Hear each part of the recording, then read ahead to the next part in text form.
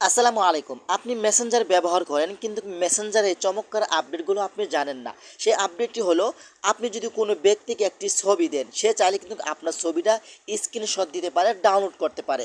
মেসেঞ্জারে এমন একটি চমৎকার আপডেট যুক্ত হয়েছে, আপনি যদি এই আপডেটটি অবলম্বন করে সেই ব্যক্তিটাকে একটি ছবি পাঠান, সেই ছবিটা কিন্তু শুধুমাত্র একবারই দেখতে পাবে, ডাউনলোড করার সময় পাবে না, শট দেওয়ার সময় পাবে না।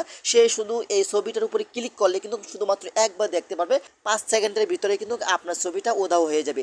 আপনি চাইলে এই কাজটি করতে পারেন আপনার নিরাপত্তার জন্য।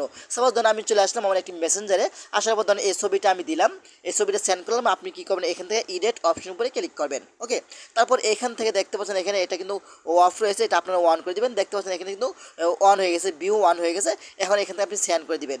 যদি দেখতে পান এখান থেকে এমন আইকন রয়েছে, তাহলে বুঝবেন আপনার ছবিটা সেই ব্যক্তি মাত্র একবার দেখতে পারবে। দ্বিতীয়বার দেখার সাথে সাথে কিন্তু আপনার ছবিটা অটোমেটিক ডিলিট হয়ে যাবে। এভাবে কিন্তু আপনি সম্পূর্ণ নিরাপদ থাকতে পারেন। তো আশা করি ভিডিওটা শেয়ার করে দিবেন। ধন্যবাদ সবাইকে। আসসালামু আলাইকুম।